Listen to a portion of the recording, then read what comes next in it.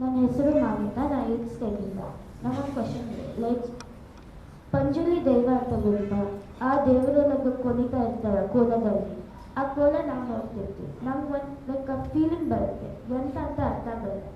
ಆ ಫೀಲಿಂಗ್ ಇಡೀ ಬಾಡಿಯಲ್ಲಿ ಜುಮ್ ಅಂತ ಅನಿಸುತ್ತೆ ಮತ್ತು ನಾವು ಫ್ರೀಸ್ ಆಗುತ್ತೆ. ಅದೇನಂತ ಗೊತ್ತಾಗಲ್ಲ. ಮತ್ತು ನನಗೂ ಕೂಡ ಅನಿಸುತ್ತೆ ನಾನು ಕೂಡ ಹಂಗಾಗ್ತದೆ ಅಂತ. ಮತ್ತು ಲೈಕ್ ನಂಗೆ ಅರ್ಥ ಆಗ್ತಿಲ್ಲ ಅದೇನಂತ.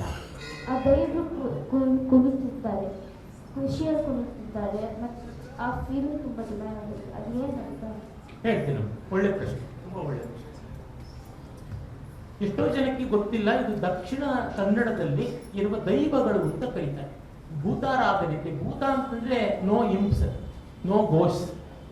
ಭೂತ ಅಂದ್ರೆ ದಟ್ ಈಸ್ ಇನ್ ಎಕ್ಸಿಸ್ಟೆನ್ಸ್ ಅಂತ.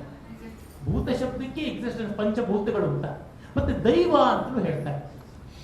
ಮಾನವರೇ ಆಗಿದ್ದವರು ದೇಹ ತ್ಯಾಗ ಮಾಡಿದ್ಮೇಲೆ after this life, some of them because of their virtues, because of their nobility, they became demigods ಅಂತ ಹೇಳ್ಬೋದು. ಡೆಮಿಗಾಡ್ಸ್ ಅನ್ನೋ ಶಬ್ದನೂ ತಪ್ಪು. Unfortunately, this wretched language English will not yield us to understand our culture unless one throws this language in dustbin forever and resorts to our language. No great thing can happen. That's why I have to use the correct word. Demigod ಅಂತ ಅನ್ಬೇಕು. Demigod is Christian word, not Indian, not of Sanatana Dharma. ಇರಲಿ. ದೈವ ಅಂತಂದ್ರೆ ಮಾನವರು ಮತ್ತೊಂದು ಜನ್ಮದಲ್ಲಿ ನಮಗೆ ಅನುಗ್ರಹ ಮಾಡುವಂತ ರಕ್ಷಕ ದೇವತೆಗಳಾಗ್ತಕ್ಕಂಥದ್ದು ಅಂತ ಅನ್ಬೋದು. ಅಲ್ಲಿ ಪಂಜುರ್ಲಿ, ಪಿಲಿ, ವಿಷ್ಣುಮೂರ್ತಿ, ಕಲ್ಕುಡ, ಕಲ್ಲುಟ್ಟಿ, ಸಿರಿ, ಮತ್ತೆ ಅಣ್ಣಪ್ಪ, ಈ ತರ ಬೇಕಾದಷ್ಟು ದೇವತೆಗಳಿದ್ದಾರೆ. ದೈವಗಳು ತುಳುನಾಡಲ್ಲಿ ಇದ್ದಾರೆ, ಕೇರಳದಲ್ಲೂ ಇದ್ದಾರೆ. ಎಲ್ಲರನ್ನೂ ನಾವು ಆರಾಧನೆ ಮಾಡ್ತೀವಿ. ಯಾಕೆಂದ್ರೆ ನಮ್ಮಲ್ಲಿ ಇಷ್ಟೇ ದೇವತೆಗಳು ಅಂತ ರಿಸ್ಟ್ರಿಕ್ಷನ್ ಇಲ್ಲ. ಅಸಂಖ್ಯವಾದ ದೇವತೆಗಳಿದ್ದಾರೆ. ಯಾವುದೆಲ್ಲ ಸತ್ವವೋ ಅದೆಲ್ಲ ದೇವಭಾವ. In Bhagavadgita, in the 10th chapter, we have a beautiful explanation to all of these things. ವಿಭೂತಿ ಯೋಗ, ಹಣೆಗಚ್ಕೊಳ್ಳೋ ವಿಭೂತಿ ಅಂತಲ್ಲ. ವಿಭೂತಿ ಯೋಗ ಅಂದ್ರೆ the glory of the God, ಪರಮಾತ್ಮನ ವೈಭವ. ಅಲ್ಲಿ ಎಲ್ಲವೂ ನಾನು ಎಲ್ಲೆಲ್ಲಿದ್ದೀನಿ ಅಂತ some high points, some signalling points ಅನ್ನು ತೋರಿಸ್ತಾನೆ ಪರಮಾತ್ಮ ಅಂತದ್ದು. ಈ ಭೂತಾರಾಧನೆಯಲ್ಲೂ ಅದೇ ತರ. ಅಲ್ಲಿ ವಿಶೇಷ ಏನಂದ್ರೆ ಆ ದೈವಗಳು ಅಲ್ಲಿ ಆರಾಧನೆ ಮಾಡ್ತಕ್ಕಂಥ ಪಾತ್ರಿ ಅಂತ ಕರೀತಾರೆ. ಪಾತ್ರವನ್ನು ವಹಿಸ್ತಕ್ಕಂಥ ಪಾತ್ರಿ, ಅರ್ಚಕಂತರ. ಅವ್ರ ಮೇಲೆ ಆವೇಶ ಆಗುತ್ತೆ, ಪಾತ್ರಿಯ ಮೇಲೆ ದೈವಾವೇಶ ಆಗುತ್ತೆ. ಅವರು ಅದಕ್ಕೊಂದು ವಿಶೇಷವಾದ ಅಲಂಕಾರ ಎಲ್ಲ ಮಾಡ್ಕೊಳ್ತಾರೆ. ಕಾಲಿಗೆ ದೊಡ್ಡ ಗೆಜ್ಜೆ ಕಟ್ಕೊಳ್ತಾರೆ, ಗರ್ಗರ ಅಂತ ಕರೀತಾರೆ, ಗಗ್ಗರ ಅಂತ ಹೇಳ್ತಾರೆ. ಮತ್ತೆ ಅಣಿ ಅಂತ ಹೇಳ್ಕೊಡ್ತಾರೆ. ಅಣಿ ಅಂತಂದ್ರೆ it is something like a prabhavali. ತುಂಬಾ ದೊಡ್ಡ ಒಂದು ಪ್ಯಾರಫರ್ನೇಲಿಯಾ ಇರೋ ತರ ಅಲಂಕಾರ ಮಾಡ್ಕೊಂಡಿರ್ತಾರೆ. ಮುಖಕ್ಕೆ ಬೇಕಾದಷ್ಟು ಬಣ್ಣ ಹಚ್ಕೊಂಡಿರ್ತಾರೆ. ತುಂಬಾ ಅದ್ಭುತವಾದ ಕುಣಿತ ಬೇರೆ ಮಾಡ್ತಾರೆ. ಆಗ ಆ ಸಂದರ್ಭದಲ್ಲಿ ದೈವಗಳು they make their body as a medium. ಅವುಗಳ ಮೇಲೆ ಬಂದು, ಆ ವ್ಯಕ್ತಿಗಳ ಮೇಲೆ ಬಂದು ಆವೇಶ ಆಗ್ತಾರೆ. It so happens current has taken these bulbs as medium, current has taken this mic as medium, current has taken that camera as medium. ಅದು ಹೇಗೋ ದೈವಗಳು ಹಾಗೆ ಮೀಡಿಯಂ ಆಗಿ ಮಾಡ್ಕೊಂಡ್ರು. ಅದನ್ನ ನಾವು ನೋಡ್ತಾ ಇದ್ದಾಗ, because of proximity and because of devotion and because of interaction, ನಮಗೂ ಅದು ಬರುತ್ತೆ. ಅದು ಹೇಗೆ ಬರುತ್ತೆ ನಿಮಗೆ ಗೊತ್ತಿದೆ. ಒಂದು ಮ್ಯಾಗ್ನೆಟ್ ಅನ್ನ ಹೇಗೆ ಪ್ರೊಡ್ಯೂಸ್ ಮಾಡ್ತೀವಿ ಅಂತ ನಿಮಗೆ ಗೊತ್ತೇ ಇದೆಯಲ್ವಾ? ಕಾಯಿಲನ್ನು ಸುತ್ತಿ ಬಿಟ್ಟಿದ್ದು ಒಂದು ಪೀಸ್ ಆಫ್ ಐರನ್ ಕಟ್ಟಿ ನೀವು ಪವರ್ನ ಆನ್ ಮಾಡ್ತೀವಿ, then it will be magnetised. ಗೊತ್ತಿದೆ. ಒಂದು ಮ್ಯಾಗ್ನೆಟ್ಗೆ ಮತ್ತೊಂದು ಪೀಸ್ ಆಫ್ ಪಿನ್ನನ್ನು, ಯಾವುದನ್ನು ಪೀಸ್ ಆಫ್ ಐರನ್ನು ಟಚ್ ಮಾಡಿಸಿದ್ರೆ it will again act like a magnet. It may go on for 3-4 pins also.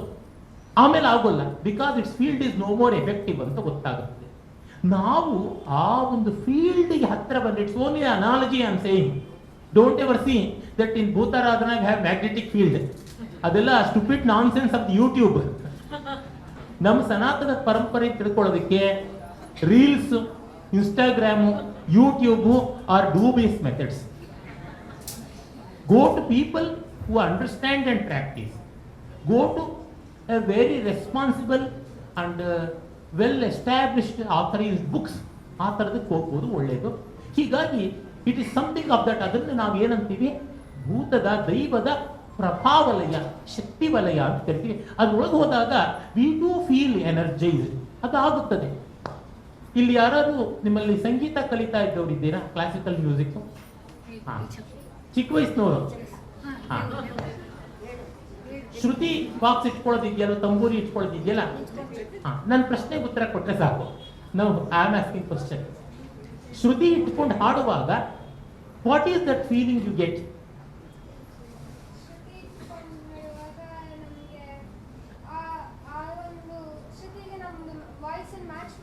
ಹಾ, ವಾಯ್ಸ್ ಮ್ಯಾಚ್ ಮಾಡ್ಕೊಂಡ್ಮೇಲೆ ಏನಾಗುತ್ತೆ? ಏನಾಗುತ್ತೆ? ಶ್ರುತಿನ ನಾವು ಮ್ಯಾಚ್ ಮಾಡ್ಕೋಬೇಕು, ಸರಿ.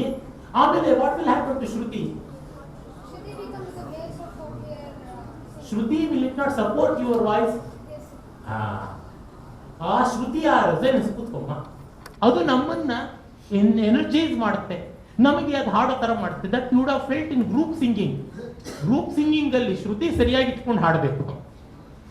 ಅವಲಯದಲ್ಲಿ ಅಪಸ್ವರದಲ್ಲಿ ಹಾಡಿದ್ರೆ ಗ್ರೂಪ್ ಸಿಂಗಿಂಗ್ ಹೋಗ್ಬಿಟ್ಟು ಏನೋ ಆಗ್ಬಿಡುತ್ತೆ.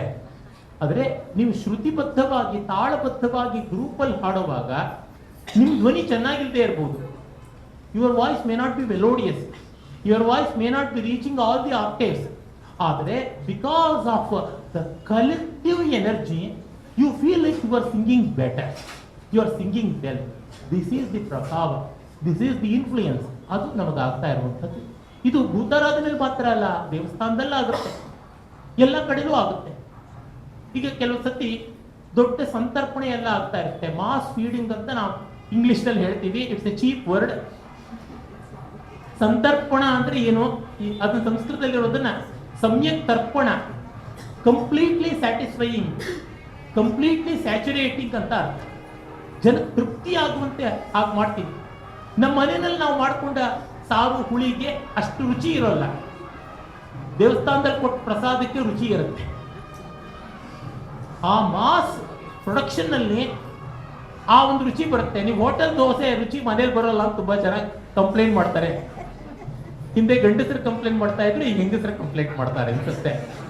Why it happens? ಅದು ದೊಡ್ಡ ಸ್ಕೇಲ್ ಅಲ್ಲಿ ಮಾಡುವಾಗ the scale it self, the quantity it self is A quality. ಈ ಪ್ರಭಾವ ಬೇಕಾಗುತ್ತದೆ. ಇದು ರಾಮಾಯಣದಲ್ಲಿ ರಾಮನಿಗೆ ಆಯ್ತಮ್ಮ. ಲವಕುಶ ಇವನು, ಲವಕುಶರು ವಾಲ್ಮೀಕಿ ಮಹರ್ಷಿಗಳ ಶಿಷ್ಯರು, ಅದು ನಿಮಗೆ ಗೊತ್ತು. ರಾಮಾಯಣವನ್ನು ವಾಲ್ಮೀಕಿ ಮಹರ್ಷಿಗಳೇ ಪಾಠ ಹೇಳಿದ್ರು ಗೊತ್ತು. ರಾಮಾಯಣವನ್ನ ರಾಮನ ಎದುರಿಗೆ ಲವಕುಶರು ಹಾಡ್ತಾ ಇದ್ದಾಗ ರಾಮನಿಗೆ ಗೊತ್ತಿಲ್ಲ ತನ್ನ ಮಕ್ಕಳು ಅಂತ. ಜನ ಎಲ್ಲ ಬಂದು ಕೇಳ್ತಾ ಸಂತೋಷ ಪಡ್ತಾ ಇದ್ರು. ಆಗ ರಾಮ ಎತ್ತರವಾಗಿ ಸಿಂಹಾಸನದ ಮೇಲೆ ಕೂತಿದ್ದ. ಆಮೇಲೆ ಅವನು ಅಂದ್ಕೋತಾನೆ, ಈ ಜನಗಳ ಗುಂಪಿಗೆ ನಾನು ಹೋಗಿ if I become one among the masses I will be having greater enjoyment ಅಂತೇಳಿ ಸಮೂಹದ ಒಳಗೆ ಹೋಗಿ ಕೇಳ್ದ ರಾಮಾಯಣವನ್ನ. That is the thing, that is the group dynamics and that is the influence of a voluminous thing. ಅದು ಬಂದಾಗ ಆ ಥರ ಆಗುತ್ತೆ. ಇಲ್ಲದೆ ನಲ್ಲಿ ತಿರುಗಿಸಿದ್ರೆ they are also water falls. If you go to Niagara they are also water falls. The discharge itself, the quantity itself is the quality there. ಈ ಆರಾಧನೆ, ಅದಕ್ಕೆ ದೇವರ ಕ್ಷೇತ್ರಗಳಿಗೆ ಹೋಗ್ಬೇಕು, ಪುಣ್ಯಕ್ಷೇತ್ರಕ್ಕೆ ಹೋಗ್ಬೇಕು, ದೇವಸ್ಥಾನಕ್ಕೆ ಹೋಗ್ಬೇಕು. ನಮ್ಮ ಮನೇಲಿ ದೇವರಿದ್ರೆ ದೇವರು ಎಲ್ಲಾ ಕಡೆಯಲ್ಲೂ ಇಲ್ವೇ? ನಮ್ಮೊಳಗೂ ಇಲ್ವೇ? ಇದಾನೆ. ಎಲ್ಲ ಕಡೆಯಲ್ಲೂ ಎನರ್ಜಿ ಇದೆ, 4 ದಿವಸ ಉಪವಾಸ ಮಾಡು ಅಂದ್ರೆ ಆಗಲ್ಲ. ಹೀಗಾಗಿ ಆ ಸಾನ್ನಿಧ್ಯ ದೊಡ್ಡದು, ವಿಭೂತಿ ಅಂತ ಅದನ್ನೇ ಕರೆದದ್ದು. ಅರ್ಜುನನಿಗೆ ಕೃಷ್ಣ ಹೇಳ್ತಾನೆ, ಎಲ್ಲಿಯೂ ನೀನು ಭಗವಂತನ ಕಾಣಬಹುದು. But if you find it difficult, you choose something. Stavaranam Himalayah. Among the static things, it is the mountain range Himalaya. ಹಿಮಾಲಯದಲ್ಲಿ ನಿನ್ನನ್ನು ನೋಡು ಅಂತ. ಇನ್ನ ನಕ್ಷತ್ರಾಣಾಂ ಅಹಂ Shashi. Among the celestial bodies seen during night, ನಕ್ಷತ್ರ should not be mistaken for star. ಕೃಷ್ಣನು ಗೊತ್ತಿತ್ತು what is star, what is planet, ಇದು ಗೊತ್ತಿತ್ತು. ನಕ್ಷತ್ರ ಅನ್ನೋದಕ್ಕೆ ರಾತ್ರಿ ಹೊತ್ತು ಆಕಾಶದಲ್ಲಿ ಲೂಮಿನಸ್ ಆಗಿರುವಂಥದ್ದು. Among them moon is the predominantly seen celestial body, ಅದು ಅಂತಂದ. ಮತ್ತೆ ಸೂರ್ಯನ ಹೇಳ್ತಾನೆ, ನಾನು ಹಗಲೊತ್ತು ಬೆಳಗ್ತಕ್ಕಂಥದ್ರೊಳಗೆ ಸೂರ್ಯ ಆಗಿದ್ದೀನಿ. ನದಿಗಳ ಪೈಕಿ ಗಂಗಾ ನದಿ. Even today in India Ganga river system is the longest, biggest and widest river system. ಆ ಭಾವ ಬರಬೇಕು ಅಂತಂದ್ರೆ ಸಮಥಿಂಗ್ ಬಿಗ್ ಶುಡ್ ಹ್ಯಾಪನ್. ಅದಕ್ಕೆ ಈ ಸಾನ್ನಿಧ್ಯ ಕೂಡ ಆ ಥರದ್ದು ಅಂತ ಗೊತ್ತಾಗುತ್ತೆ. ಅದಕ್ಕೆ ಹಬ್ಬದ ದಿವಸ ನಾವು ವಿಶೇಷವಾಗಿ ಪೂಜೆ ಮಾಡಬೇಕು. ಎಲ್ಲರೂ ಮಾಡ್ತಾರೆ, ಆಗ ಮಾಡಿದಾಗ ಬರೋ ಮೊಮೆಂಟನ್ನೇ ತುಂಬಾ ದೊಡ್ಡದು. ನಾವು ಮನೆಗಳಲ್ಲಿ ಏನು ಮಾಡ್ಕೋಬಹುದು, ಅಷ್ಟು ಜನ ಸೇರಿ ಹಬ್ಬ ಮಾಡುವಾಗ just go and roam in the streets of Malleshwaram or Basavanagudi before day or so on the eve of festival day. ನೋಡಿದಾಗ ನಿಮ್ಗೆ ಗೊತ್ತಾಗುತ್ತೆ ಎಲ್ಲ ಕಡೆದು ಹೂವು, ಹಣ್ಣು, ತರಕಾರಿ, ಜನ ಶಾಪಿಂಗ್ ಮಾಡೋರು ನೋಡಿದ್ರೆ ಯು ಫೀಲ್ ಲೈಕ್ ಎಲಿವೇಟೆಡ್ ಅಲ್ವಾ. This is what. ಇದನ್ನ ನಮ್ಮ ಜನ ಮರ್ತ್ಬಿಟ್ರು, ವೆಸ್ಟರ್ನ್ಸ್ ತಿಳ್ಕೊಂಡಿದ್ದಾರೆ. ಅದಕ್ಕೆ ದೊಡ್ಡ ದೊಡ್ಡ ಸ್ಟೇಡಿಯಂನಲ್ಲಿ ಮೆಗಾ ಇವೆಂಟ್ ಆಗಿ ಅವರ ಮ್ಯೂಸಿಕ್ ಅಂತ ನಾಯ್ಸ್ ಅನ್ನು ಪ್ರೊಡ್ಯೂಸ್ ಮಾಡ್ತಾರೆ. ಜನ ಎಲ್ಲ ಹಿಸ್ಟೀರಿಕ್ ಆಗಿ ಆನಂದ ಪಡ್ತಾರೆ ಅದಕ್ಕೆ. But the influence is there. Good or bad, it's different. Influence will happen.